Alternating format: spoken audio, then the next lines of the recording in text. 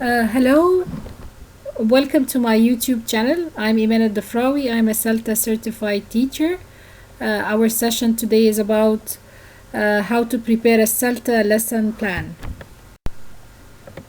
Our first part is about the front page, and the second part is about procedures.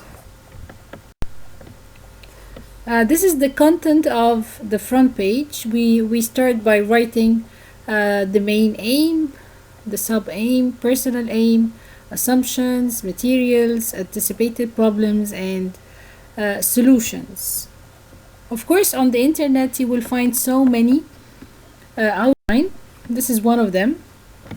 You start by writing your name, the date, the level that you're teaching, elementary, intermediate, whatever. The length of the lesson, is it a 45-minute lesson, is it a 60-minute lesson, and so on. What do we write here in the main aim? The main aim is what you want to teach your learners, or what you want your learners to learn by the end of the language, by the end of the session.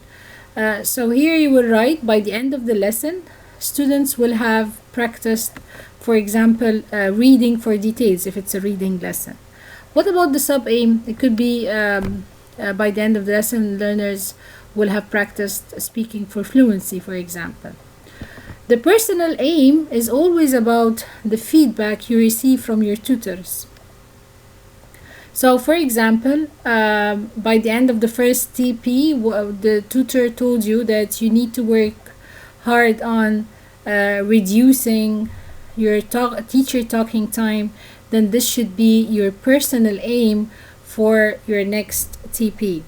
So my personal aim would be to reduce my teacher talking time, to give clear instructions, to give feedback, and so on.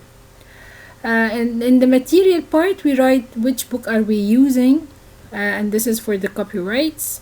And also we'll mention whether the handouts are teachers made or maybe handouts from the book.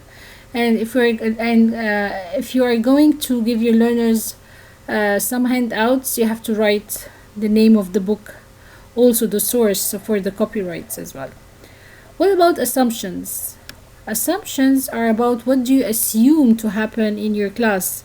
For example, if you're going to teach present perfect, then you assume that the learners know the form of the present perfect, but they don't know how to produce the language in the freer practice using the present perfect, because some languages they don't have the present perfect, so they don't know how to use it.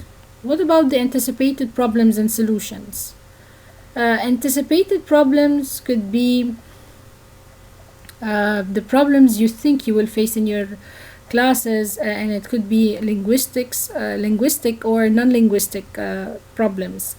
Linguistic, like I think they will struggle in this part, they will find this part challenging, and your plan for that, your solution, how are you going to solve this solution?